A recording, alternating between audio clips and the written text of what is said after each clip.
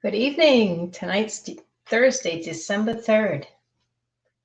My name is Elise Giamacco Carlson. I welcome you to our presentation by Duo Demonology. No holiday hiatus here, not for this evening anyway, and there is no rest for the wicked. The title of tonight's show is Demons Existing in Hell, in the Mind, or Both. We invite you during the course of the show to contribute your comments and questions to the message board. Since our time is limited to 1 hour, we ask it that you please keep it to topic. Coming up for Duo Demonology won't be until next spring, but Piercing the Victorian. On Saturday, March 27th, 2021, the Duo team, with their innovative style, will be directing a ghost hunt at the S.K. Pierce House, also known as the Victoria Mansion in Gardner, Massachusetts. Tickets are $65 each, but only 6 tickets remain.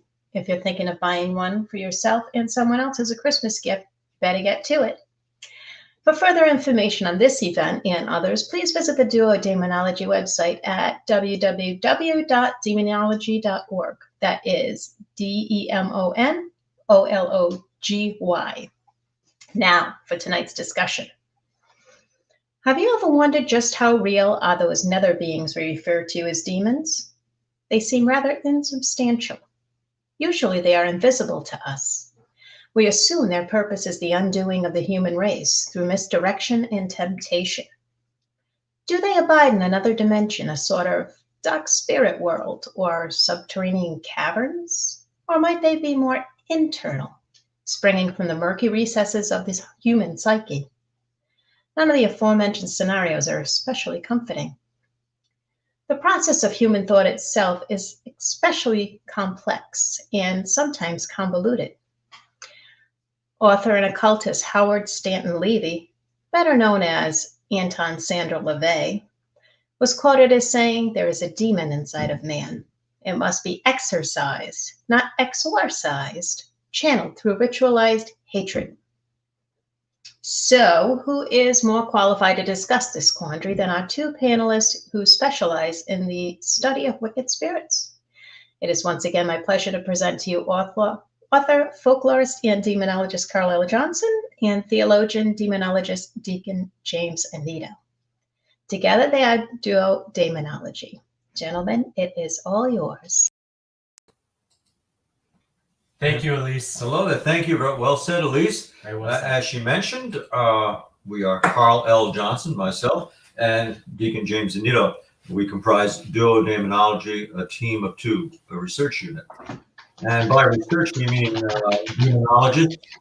Demonology is the systematic study of the cultural traditions and lore of wicked spirits. We just lack clinical sounding terminology, so we do say demons. And what do we really know about these demons? I don't think we know anything except that they're inconvenient. But we're going to try and touch on what might be their origins. Where do they actually proceed from?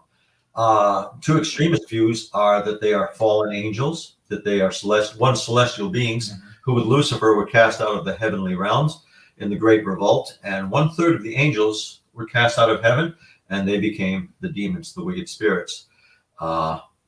One converse line of thought would be that it's all a thing of the mind, that it's all psychosomatic. You can't substantiate it, you can't prove it. So it's just mental stuff. It's things we believe and we dread, like shadows in the night. There's got to be some middle ground in there. They are real, of that I am convinced. We just don't know a lot about whence they come and what produces them. We as demonologists tend to delve into the psychological aspects of demonic oppression and even possession, but could demons exist without we human beings? Do they actually have an independent existence? Do they have a quasi-life of their own? My feeling is that they actually could not exist without us, that they are interdependent on the human race. It's kind of like saying that old axiom, if a tree falls in the forest and there's no one to hear it fall, does it make a sound? Well, the answer is yes and no. If there's no ear to interpret it, it's still making that vibration in the air molecules. So the demons without us, I don't know. I don't think they would have originated. I think they were dependent upon us and produced by us. That's not to say that they're not real. I just don't totally tie into the celestial origins as told in in folklore and in the Bible, that we just don't know. We can believe, but we can't quantify. So we invite you, our audience, our listeners, to comment and question, and maybe we'll have an answer. Maybe we can come up with something we haven't thought of yet. James, how would you interpret a demon?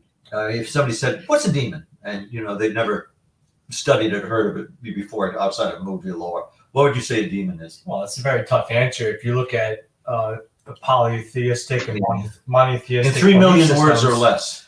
Well, I'm just saying. So, like in both belief systems that originate from multiple gods to one god, there has always been a concept of angelic or demonic force from light and darkness. Good, of course. As long as Epicurus and theodicy's been around, karma, good versus evil, the dualism. As long as that's been around, I think it's been a large foundation of human civilization. There's a lot of me that believe that the neocortex, our imagination, has a lot to do with it, and the collective consciousness ability of us putting enough effort into something, possibly creating. You mean creating it as a separate life form, like an energy displacement?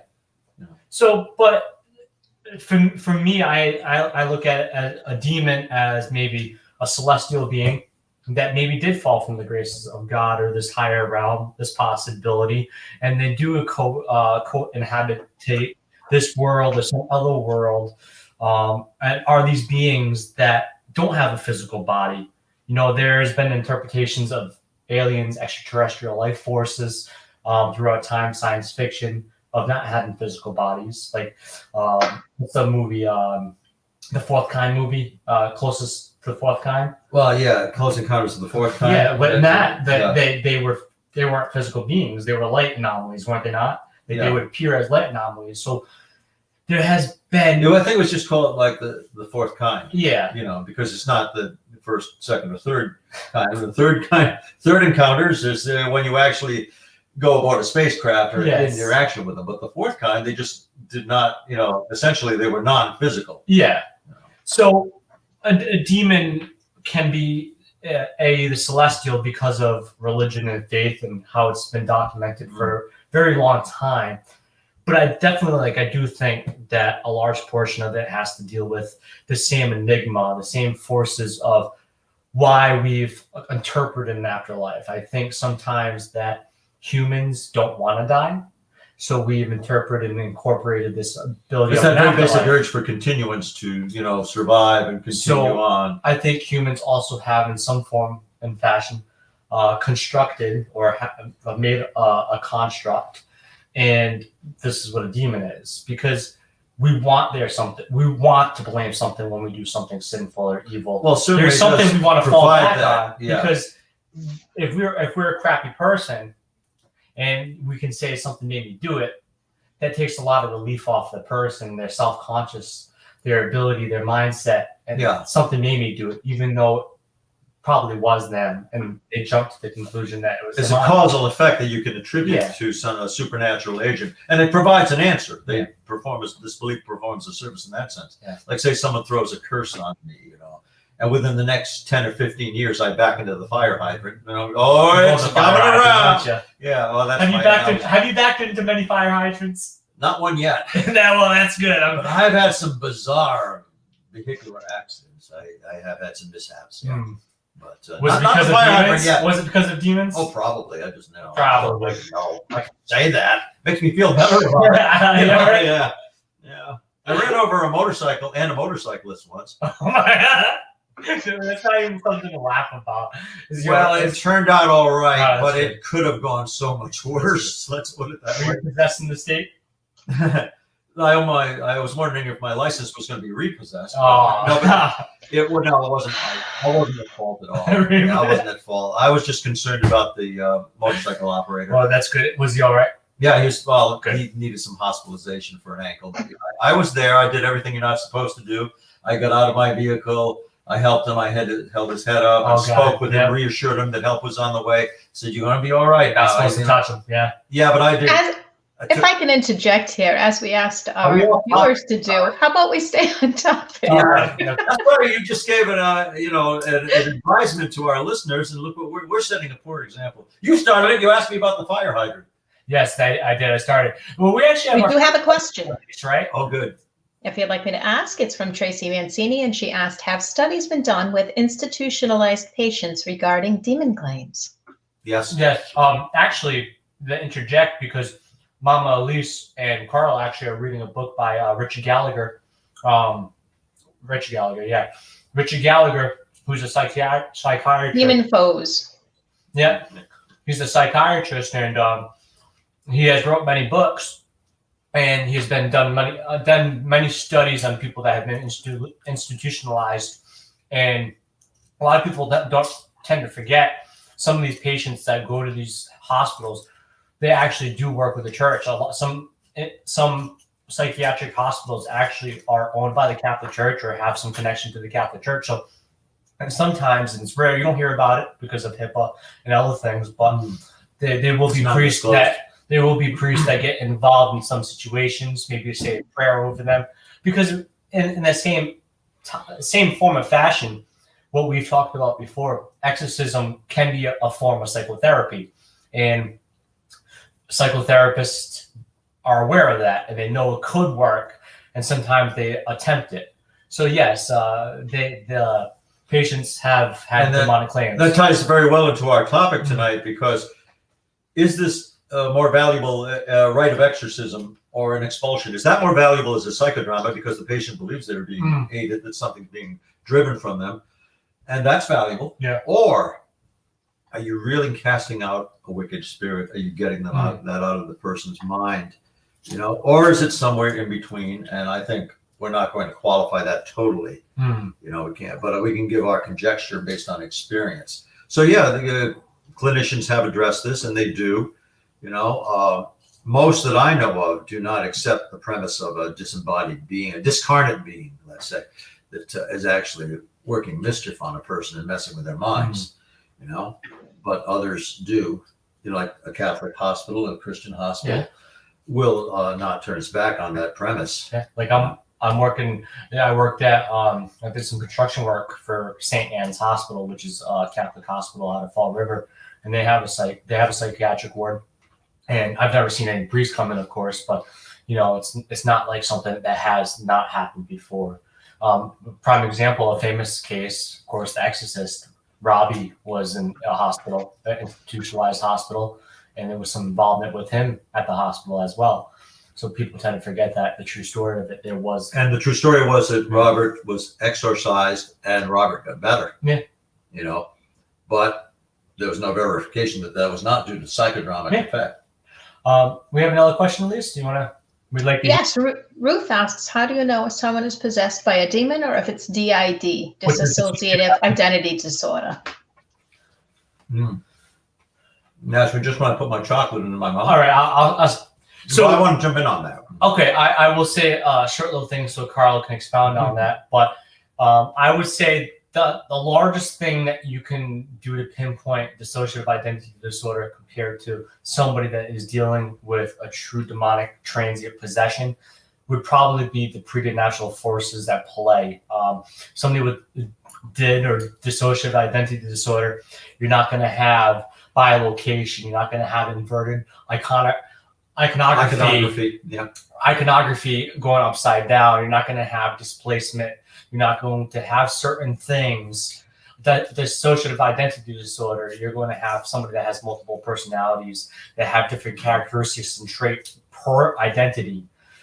Sometimes that can be replicated in a possessive-like state, especially if there's a quantified ability to believe that there are multiple demons at play. And sometimes we tend to believe that there is lesser demons and there's this higher demon that do inhabit the person. Well, that's or associate. You have a difference between an applied psychotherapist who is going to approach this, as a somatic disorder, and is not going to perform certain tests that meet the criteria of demon oppression or possession. They are going to have an encounter session and ask questions to try to get to the basis of the trauma. But a demonologist typically will try certain strategies, like go behind the person and hold up a cross. Is the person who is not seeing that aware of it? Of course, they could be second guessing what the person is doing, what the demonologist is doing. Holy water versus tap water, blessed water. Is that going to have a reaction? Is there any PK, psychokinetic activity present? Is there anything preternatural going on? Yeah. And it gets so complex, as Elise can attest to, that you don't know if other factors are affecting it. Is it through the person's psychokinesis? Are there other factors involved that other people are generating this PK energy? So it's really hard to pinpoint. Yeah. But it's suggestive. I would try that. Put a religious medal in the person's hand or put it on their pillow, and when they don't know it, do they react? Yeah. Prime example, of personal experience myself. Clinician is not going to try those tests. A personal experience myself, with somebody that I do believe that was afflicted by a transient possession. This individual, I didn't come in my priestly attire. I wasn't a deacon at that point, and I came in as an investigator, so to say. I was there to investigate, even though I was an ordained minister for the Church of Christ. And they didn't know that stuff. They weren't made aware of it. But I was wearing religious items on me, and they instantly told me what items I was wearing and where they were. Like I had a keychain, St. Benedict's, and I had a crucifix on. It was widely known. Like that's something that person should have. Does that verify demonic possession though? Because the person could be hypercognitive. They could be, but how have could a second sight? Yeah, they could have, but it's still weird. It's still something weird, but they specifically know which medals I had on. And, that is tricky. That is pretty tricky. Right. If they guessed St. Michael, I would have said, lucky guess. But how would they know I have a St. Benedict's keychain medal on my keys? That's not something everybody. That's more than a mind game. Yeah, it's more than a mind game. And when I was at an expulsion procedure many years ago, there was a picture of Jesus on a table, and I had glanced at that picture, hoping that the subject who was afflicted would look at it and be affected by that. It was within 2 minutes I looked at that picture. What an eerie feeling, because that picture had inverted. It was upside down. And I was standing next to that table, so I know nobody was near it. So sometime when I was standing there, and if there had been filming at that section of the room, they would see it. It must have just suddenly flipped itself like that. And that was an eerie feeling. Yeah. To see that. That's a very big key point. So we have another question. We do, from Deborah Sparaga. How many actual cases that you've investigated have been actual possession or demonic hauntings? In 100 words or less. No. Because James and I have talked about this out of the many cases, and I've been at this, not consistently, but I've been at this since 1973, actually. And you for not as long, but still many cases. I would say 2015 to 14. That I would qualify those as five demonic cases that were adjudicated as being authentically demonic in nature. Yeah. So 5 for me. Yeah, since not 1973, but since 2004, I have only been involved with 5 cases myself. To 2 cases that were infestation and 3 cases that were I would say that were transient possession. So not a lot of the volume of cases we've addressed. There weren't that many. And even then, we were not sure exactly what happened. They had all the symptoms of demonic possession, but in every case in which I've been involved, there was psychic trauma. There was a seriously unresolved conflict or emotional trauma stemming from childhood and or adult trauma. Yeah, it could be adult trauma inflicted too. It was young person and child trauma that I encountered. So there was always a psychological reason for it that you could center in on. But still, there were things that couldn't be explained away. Which does make perfect sense, because if you think about, and I think this is where people think like demons are magic or demons are like so powerful, but we tend to forget that the intercession, the involvement of a demonic entity in a person when they become a catalyst to this being is invitational. It's not like a demon could be like, "Hey, Carl, I'm taking you over." It's just not like that. There's some invitational aspect to it. There has to be a certain point where the demon, and that's a broad term. The demon is invited to take hold, But that could come through a break of free will. Yeah, it Yeah. could be like, I can't do this anymore. I can't take this. I give Yeah. up. I surrender. I don't care if the devil takes me, or just being despondent. Now there should be rules against that. But apparently in the demonic realm there are not. If somebody is emotionally disturbed or has a mental, the trauma is malady, important. Like if the perfect example of it is, I never necessarily dealt with it in a true confines. Like I know how other people have. But like sexual relations, like they got sexually molested when they were a child, and then this demonic force is enacting on that. It is sexually molesting them. This unseen force is touching them, and that was so it breaks them. Like it brings back bad memories. Right, that very vulnerable point. That when they become in that susceptible stage, that's when the demon strikes. So it's psychological, and yet there's more to it. In that movie, The Exorcist, William Peter Blatty handled that beautifully in the novel, and then of course he was the consult for the movie. Reagan Teresa McNeil is obviously possessed with the transformation in her, the way that's portrayed. However, something's going wrong in her child. She's 12 years old. Her father doesn't come to see her, doesn't even call on her birthday, but he calls a day later, and she's listening to her mother talk to him on the phone, like around the corner. He doesn't even call her on his birthday, then he does call, but that's affecting her, and she's been playing with a Ouija board. So concurrent with her, a division from her father, then things go wrong, but she's obviously possessed. Well, a good basis of standpoint, like there was a lot of medical attention. We bring this up over and over again because I think people need to hear it. There are certain things out there that we can go based upon, especially in a large setting. Annalise McKell, she died of malnutrition. But if you look at people that are malnutritioned, like people in Africa, look at the children, you see commercials about it all the time. They look bad, but they sure did not look like Annalise McKell bad after what she went through. Something went so seriously wrong with her. You look at the before and after pictures. Like it was a little further than just malnutrition involved in that, I do believe. So that just shows a prime example, but she was bad. Like some of the pictures they had. And that's her story was presented in the movie "The Possession of Emily Rose." Exorcism, the exorcism of Emily Rose, and names and locations were changed, but it's basically her story. Yeah, it's not based in Germany. Yeah, which had happened in Germany in real life. Annalise McKell. But if you look it up, I should caution you: those photographs are very disturbing. They are disturbing. To see how she ended up. Yeah, we should. Next time we'll put it on. Well, we do have something I hope we have a chance to show. If you can pull it up. This is a photograph of what I take to be a demonic visage. It's one of those exceedingly rare times where a demon's face was photographed. Now, is this a mental aberration? Yeah, right. What is it? Is that something projected from someone's mind? Mental imprint or something like that, right? I call it like Joker-esque. Yeah. I mean, look at this. This was taken a client, actual home case, where they were driven from their home by this demon entity.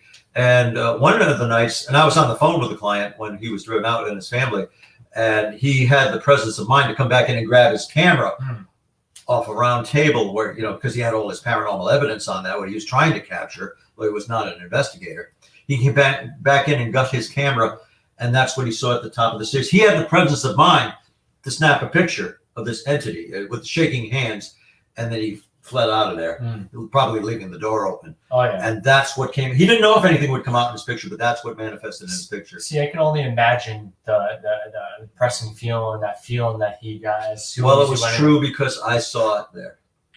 I saw it. Oh, I don't disagree. At first when I saw that photo, I was like, it's of disturbing. Course. Once you realize it's genuine, or if you accept it as genuine and authentic, let's say, then it's really an upsetting experience. Well, many people have looked at it. We had Nick Groff on where we displayed that photo, and even Nick Groff said he felt uneasy. Like there have been many people that he was very affected by that. Yeah, many people that have looked at that photo, and it has affected them dramatically, differently than maybe just seeing another kind of photo. There's many photos on Google that you can look at of demonic facade. Yeah, which begs the question again: can a demon exist apart from a person, from people? This house was occupied. The demon took residence there. But it seems to be more than a projection from somebody's mind to be photographed. I think that relates to our next question if Mama at least wants to. Sure. You got that. Sure. Michelle asks, do demonic entities or spirits choose the targets they want to possess? To a degree, yes, I believe they do, but that target has to be susceptible. You know, they can't just go into anybody and disturb somebody's life. Yeah, they are, but there has to be that beckoning, that lighthouse effect where this person is vulnerable. I think the connection starts from the time of the first hints of that oppression, that the demon is aware. I have to speak of the demon as a separate entity, because we just don't know. I'd have to agree. Well, the lighthouse effect. You know, like a beacon. Yeah. So like, you know, they go out in the world. They have these traumatic issues, and there's these things that what we call demons that linger, that are on this plane of existence or whatever, what plane they are on. But yes, lighthouse effect. It lures them in. But I also do think there is a small percentage of possibility at the wrong place at the wrong time kind of thing as well.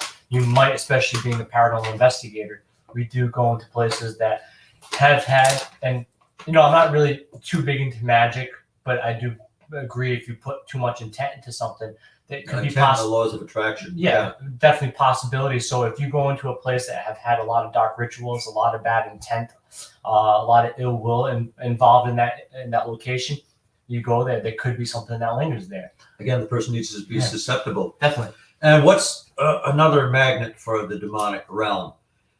If the person believes they can be affected by a demon, if the person on some level is convinced that this evil spirit can invade them, then they are susceptible, then it can affect them. If they do not believe it, they are probably not vulnerable. It kind of rolls with the next question too. Yeah, good. Roll right into that. All right, I'll ask it. Lou asks, wouldn't a demonic power only be as great as the strength of an individual? While the energy of the person involved, another's the power of the conduit.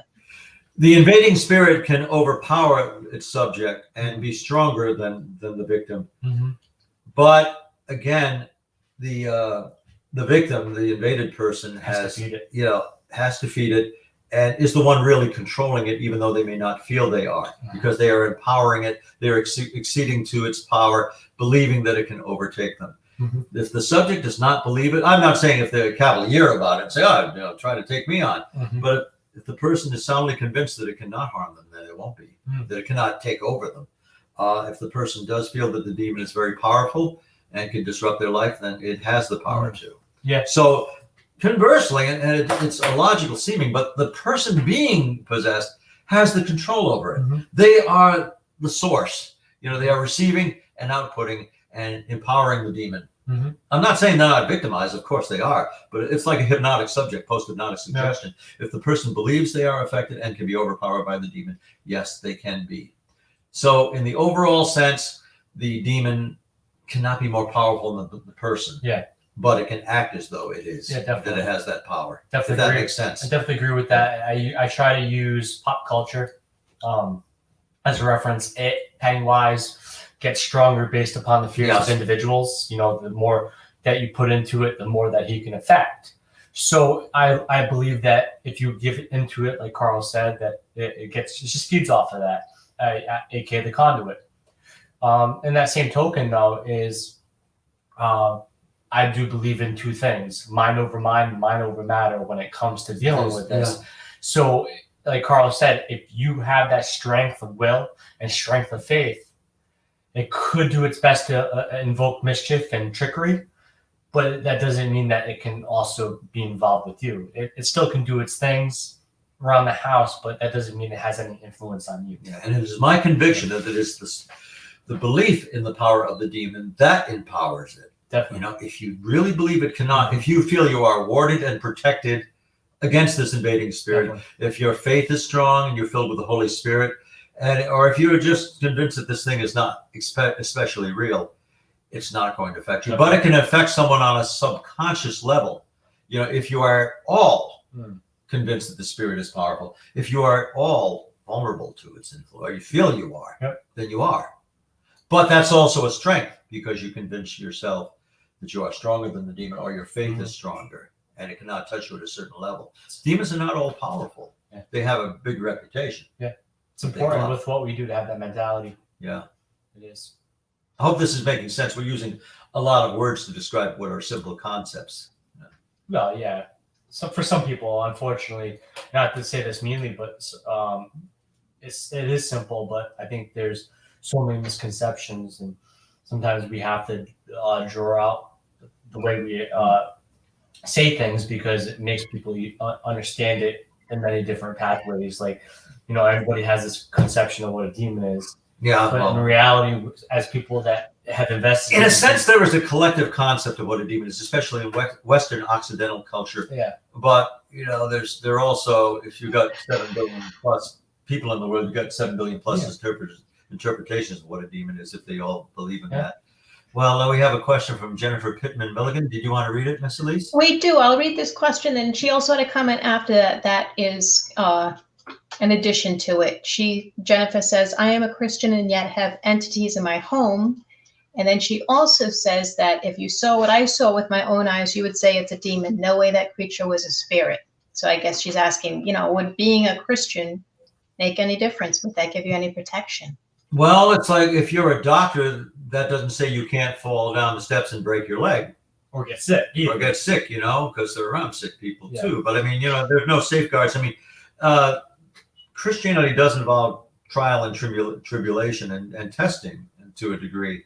So, of course, you're not immune to harmful forces, but they should, if you are strong in your faith, and everybody would have weakness in their faith at times, but you would be basically protected if you have been baptized, to take this stance. If you've been baptized and embraced your faith, embraced the Lord's power, then you are not totally vulnerable to possession. And I don't think that's Jennifer's problem.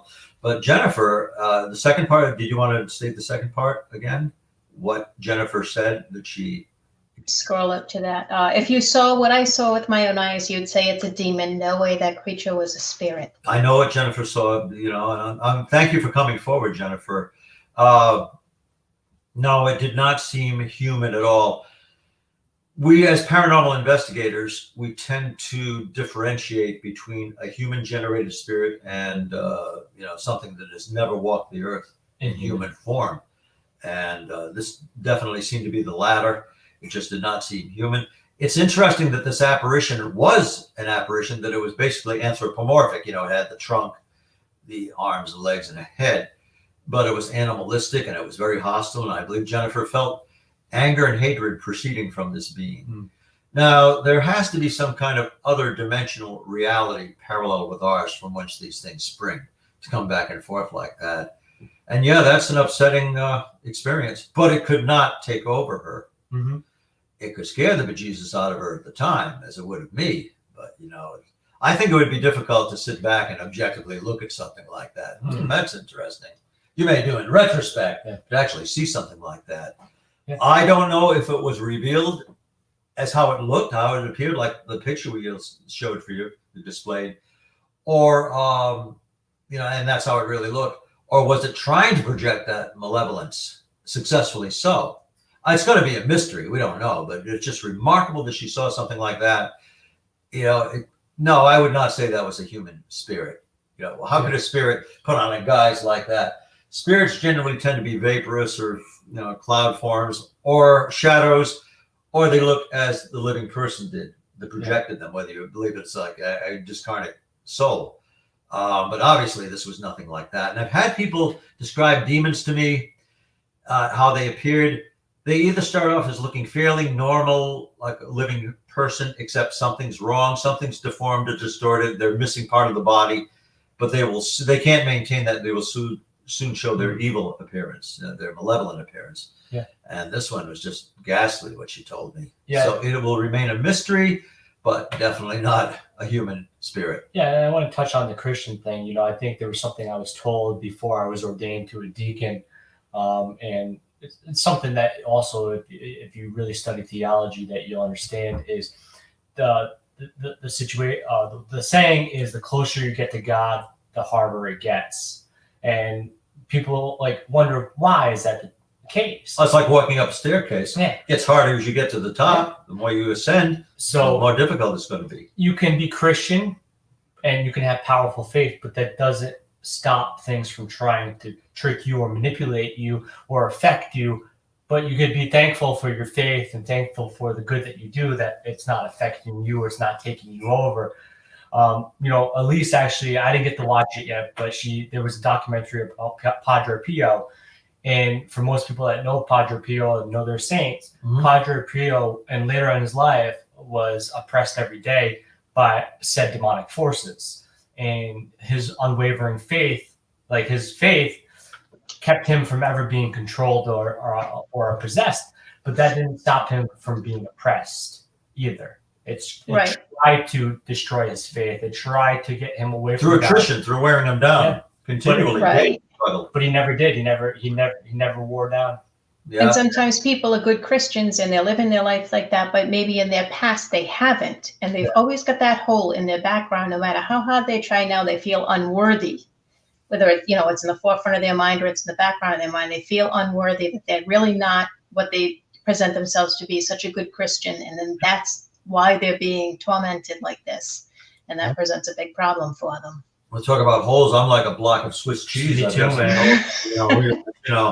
A lot of patchwork to do there. Yeah, we're all humans. We all make mistakes. Right. Jennifer had said it's whenever I've heard a demon described, when those few times they do manifest visually, one person told me about it looked like a desiccated corpse, but then it started to ooze an oil or something. It looked like a dead person reanimated, but started to ooze oil. Another one was reptilian. They're just another one that a child's report. She was 14. It looked like at first a nice lady, but then the nice lady smiled and had jagged, pointed teeth, like fangs. Yeah. Ensanguinated teeth. Kind of like the nun. The nun has the fangs. Yeah. Valak. So it's they can't replicate themselves in perfect human form. If that is their intent, we don't really totally define them, but they're not wholesome. There's something, the way they look so ugly or frightening to us, it has to be a warning. It has to be something that will repulse a human being, so you know what you're up against. You have an idea that it's not friendly. Ooh, Sarah Yusuf coming with some good questions. I'd like to answer this one first. Can you ask her, Mommy? Yeah, at least you could ask that one. I think you're muted, huh? You're muted. Sorry about that. All right. We're just like, I like your pantomime, though. I didn't want you hearing me sip my drink here. The culture of demonic entities predates Christianity. Have you seen any links in how those entities are dealt with during those time periods, such as ancient Mesopotamia? Yes, I would actually love to hit on this. Oh, you take the floor. I can too. Just like Mama, she loves Eastern culture. She's dabbled in martial arts, just like I have. And of course, I have kanji and other Japanese symbols tattooed all over my body. Hinduism, and I love to talk about Hinduism because people tend to forget how old it is. 4,400 years old. And if you look at their scriptures, their gods on a daily basis fought demons. It is in their scripture. It is accounted for. They fought demons every day, basically. So if you look at Hinduism, and of course Buddhism or Tibetan monks, there is a thing called the Ferber dagger, or like a Kali, I think it is. But let's call it the Ferber dagger. The Ferber dagger was a dagger that was used in exorcism rituals by monks.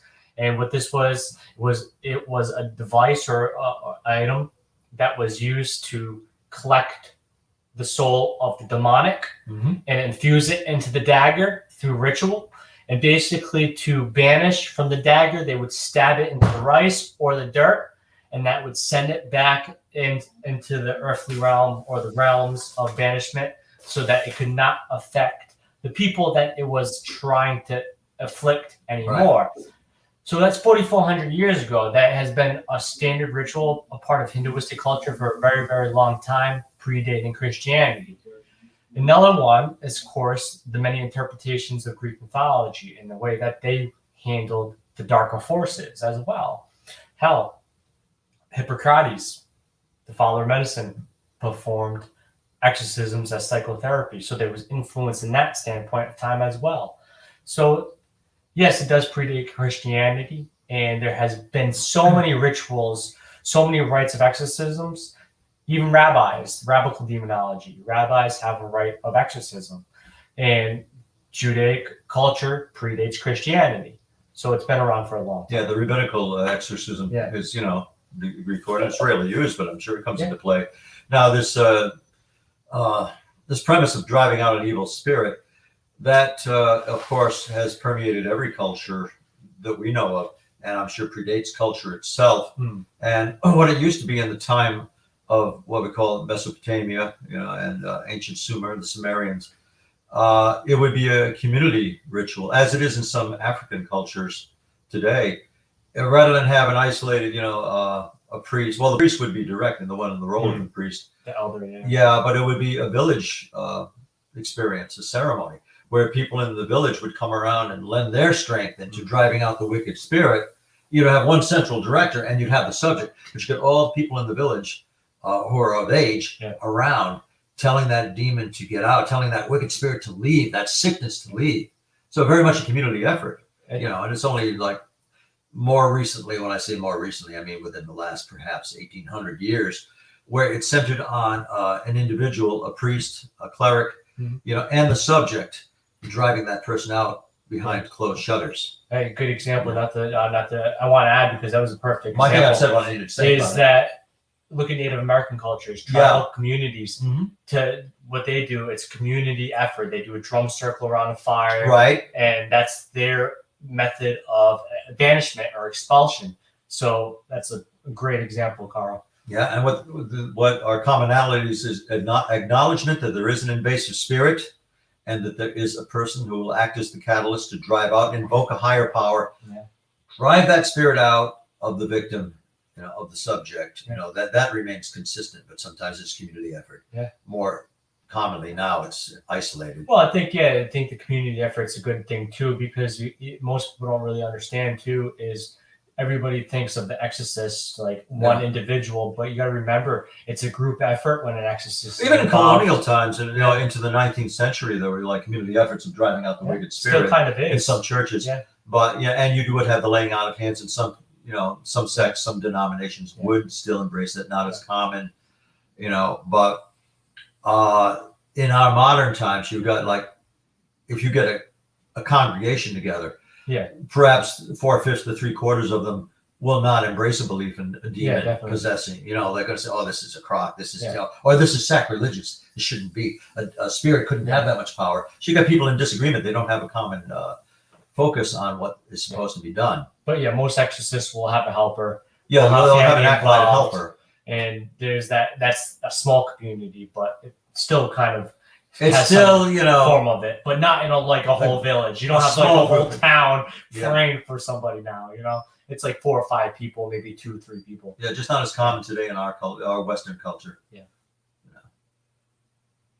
Although in Puerto Rico and things like that would sometimes get a room full of people to about the spirit. Baptist, that's why I was there. Look at a prime example, Baptist church. And Baptist churches. Yeah. Well, now that depends on the Baptist church. Are you all right? Do you get an exorcism right now before the show? Because we could. Sorry, I'm acting most of the videos like a Barb Larson. He has like a whole congregation with them, and you just see the people wailing. Bob Larson, get up! Get out of here! Get out! Get out! Get out! No disrespect to Bob Larson. Actually, no, I have no respect for that guy. So. Come on, Sal. He charges people like ridiculous amounts of money. Well, anyway, another question by John Brigman. Can demons possess an object, or do they attach themselves to an object to manipulate a person? James and I are going to be trying an experiment with that to find out. Yes. So we have a supposed doll. Or if you want to tell them. Yeah. Oh, well, people are going to hear about it. So we have a supposed doll coming that is going to have a demonic entity banished to it or binded to it, and we're going to contain it and of course have experiments with it, but they can't possess an item. The word possession can only come into play when it comes to an individual with will. They can supposedly attach the item, but more so where you will hear about an item having a demonic entity when usually you're binded to that item, or there's a reason they're binded to that item or connected to that item.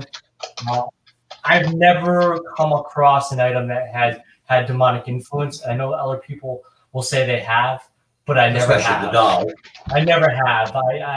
I've handled objects that people believe that were the issue or reason, and I felt maybe there was some reasoning to why there was activity happening, because whoever died, or maybe there was just so much emotion involved with that object. It created some kind of resonance in the atmosphere, and Created the resonance. Yeah.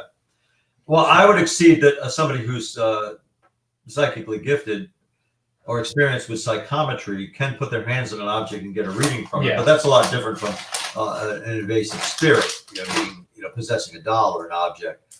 I think there are vibrations that can be transmuted into the doll or into the object.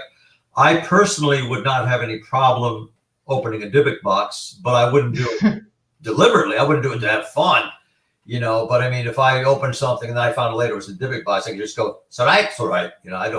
I'm not that affected by it. And if we were in the Warrens Occult Museum and some foolhardy person opened the cabinet where it's, stored the doll Annabelle, and somebody tossed me Annabelle, and I caught it, I think it's jerk, and put it back. But, I wouldn't go messing with it, toss it around just to show that it's not affecting you. I would have a healthy respect for it, but I just don't believe it could have the power to affect me in that way. As long as I wasn't outright challenging it, because that shows I believe in it. Yeah, you said a good, perfect thing. When you're handling, I do every once in a while. You say a lot of good things, but I think a perfect example of what you said is respect. Regardless if you believe or don't believe in the possibilities of these items having attachment, you respect it. And that's a very important thing, respect.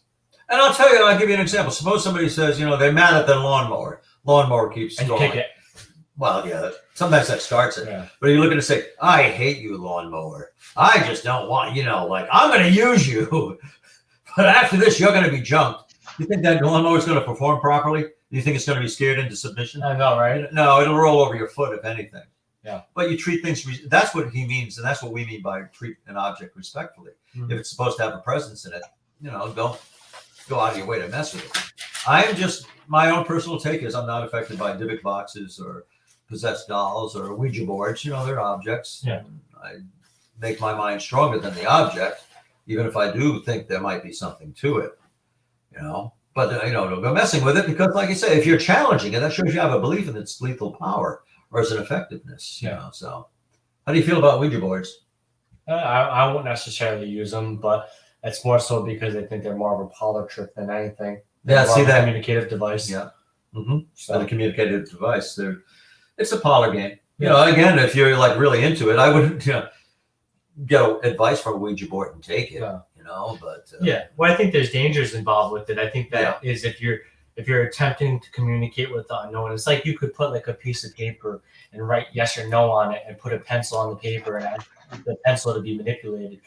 I think where the danger, I think the danger lie though is the communication with the unknown. But it's a cardboard wall. The older ones were made by wood, with wood. The witches' boards were made with wood and stuff like that. But it's cardboard and potato chip. So I call it planchette, but it looks like a big potato chip. You'll take a bite out of that potato chip. Somebody did. It looks like it has a donut hole. Yeah, that's what it is. Yeah, so to sum it up, it's not I'm not particularly spooked by objects. We're going to do an experiment and find out. Yeah, well, we didn't put any spirit or any energy into this doll. Somebody else did. We'll receive. Somebody else did. We want to see if it reacts. And of course, it's a reaction. And we're going to document that. We're going to document that through video footage. We might do live videos with it to make you guys a part of that. But once we gain hand of that, then everybody will know, basically. And it's not that we're trying to play with fire. We really, as individuals, demonologists who have worked with items before, and where I've never necessarily said I've dealt with an item that has had some demonic attachment, in my belief, in my background, but that if we come across one, it's not to play with fire; it's to make documentation. Or about experimentation within cautious margins, But somebody has to try Yeah, take the chance. I don't want to butcher it, but I actually have an awesome quote that I want to say about that. Actually, sorry. Let me find this real quickly, please. I really have an awesome quote. Boom. Sorry. Why? Because everybody asks why would we want to experiment with this doll if there's a demon in it? Well, Sun Zhao said, if you know the enemy and know yourself, you need not fear the result of 100 battles. If you know yourself but not the enemy, for every victory gained, you will also suffer a defeat. If you know neither the enemy nor yourself, you will succumb in every battle. Mm-hmm. So it's about knowledge. That's the key to that quote. Yeah, is knowledge. So it's important. Yeah, I mean, if we set a doll down and film it for 24 hours, if it just like too. Yeah, that's not really. It could be vibrations, but yeah, I mean, if the doll starts transvecting or levitating, whatever word you want to use, and starts spinning around, then you're like, it's a demon. It'd be a bummer if we erase it or something. Can you capture it and erase it? I've had experiences like that. Yeah, but I mean, we keep in mind that any emotion in this doll, gravity is like little fingers, like little elves. Pulling on something constantly. It's a light force, but it's constantly pulling, so, you got to expect, and, trucks go by, and you got to expect there are, seismic activity. There are things that could affect it. So we got to look for something over. Do we have another question? Yes, we do. Okay. Pamela asks, can a person's constant state of negativity, thinking/energy draw a demon to them? I brought this question up when you were talking about being mad at the lawnmower. Yeah, we got it. I'm just going to say one word, one sentence answer, and then Carl can take over. Yes, new thought, laws of attraction. There you go. Yeah, we can. Yeah, and again, it's some people are just curmudgeons, so they go about cussing and complaining, and nothing really happens. But except that is a demonic influence in itself that is affecting their daily course of life. But yeah, so somebody can create like the laws of attraction, like makes like, and yeah, it can bring something in. Many times it will not. Sometimes through factors we may not understand at the time. It will. It can do that. Why is all of a sudden the picture falling off the wall? I just nailed that up there. Why is it falling down again? Or once you exhaust empirical causes, why are things just going wrong? Why do why when I shout do I hear a voice shouting after me? If it's something like that, why do I hear a resonance? Yeah, it can. I've heard of that happening, where somebody just plotting about their life and is a miserable person, and then things start happening. And then of course there's always somebody saying, it's karma. See what got to you? Oh yeah. But sometimes the person is producing it. Very much so. Or they want to jump to that paranormal conclusion. Well, yeah, it's easier. You allow that because it does give a reason, because the demon's doing it. Yeah, I take one thing. I take many things from that conversation. But when we had Steve Deshavi on, he told us the story about the light switch and how once you would step, the light switch would turn off. And once he found out that one spot would turn the switch off, he fixed it, and the switch would never not do that again. So it's in the same. He must have disappointed somebody by doing that. If they wanted to believe, But I take that for what he said, because it's like people always want to jump to sometimes the easier, even though it's not really easier. Yeah, so the easier conclusion of there being a ghost instead of be faulty wiring or something. Well, yeah, you try not to jump to conclusion, but sometimes negativity does draw in strange forces. Oh, definitely, and strange activity. Yeah. I just want to remind you guys we're at the 5-minute mark, so we'll take a couple more questions. This one was kind of a follow-up to what you were just talking about. Ruth asks, my husband has such negative energy, it just drains me. I'm waiting for a poltergeist to form. I'm here trying to bring in positive energy, and it's so hard. So that kind of goes along with what you guys are talking about, negativity. Yeah, well, negativity does draw in negativity, and it sometimes overpowers positivity. It's like trying to grow a nice flower in a garden, and somebody keeps running over it with a lawnmower, stepping on it, or you didn't want to take your turn washing. Yeah, the lawnmower thing, and so negativity does tend to dominate, and it is a draining force. There's something about negativity; it's hungry, it feeds. There's a term called Lamia nivitas, energy vampire, and I've seen that in demonic form, or seen its results, where it just drain everybody who comes into the house. Woo, the more sensitive people first, but I just feel like I ran a mile. I don't know what it is about this place. Yeah. Oh yeah, it does. It becomes real, and continually the person may get, in this case, the husband may get those results. Yeah, and I think when I consult people, and I think some people laugh because they say, "Oh, it's easier said than done." Well, when you say it's so hard, when you put that in your mentality, it's so hard, then you're making it hard. Like, life is hard, but a good thing. We're not sponsored by them, but Nike, just do it.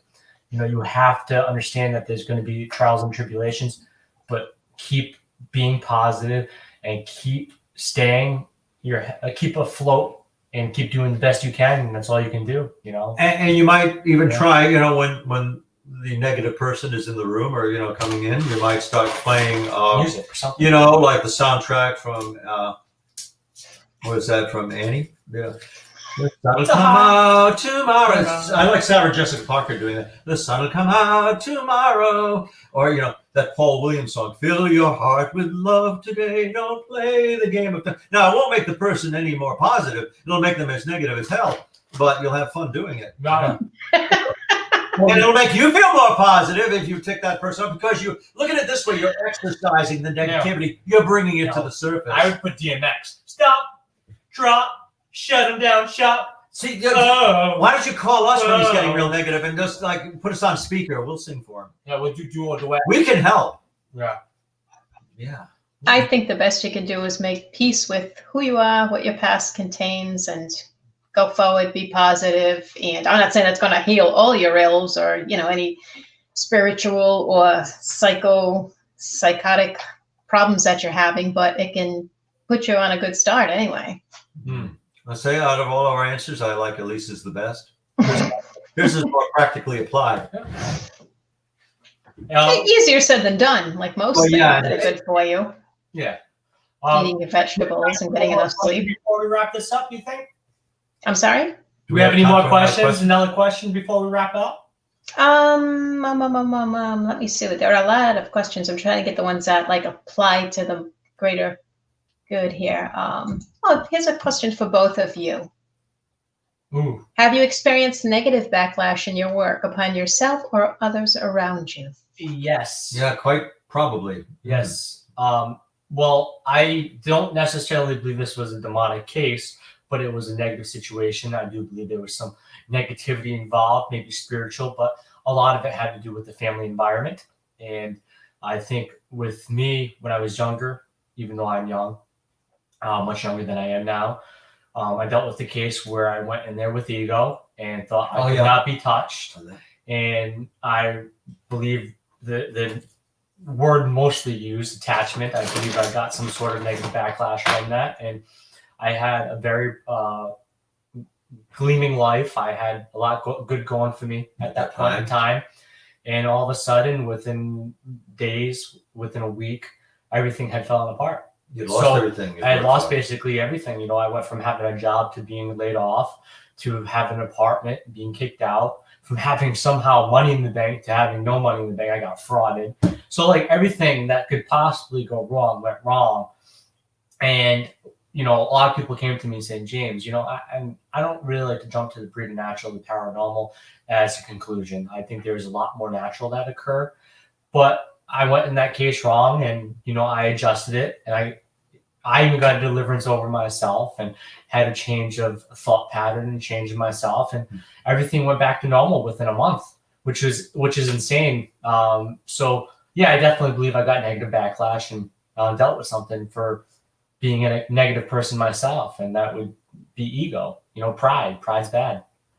And myself, I was involved in a very fascinating case. In fact, the subject I showed you, that demonic face, that was the case, the situation.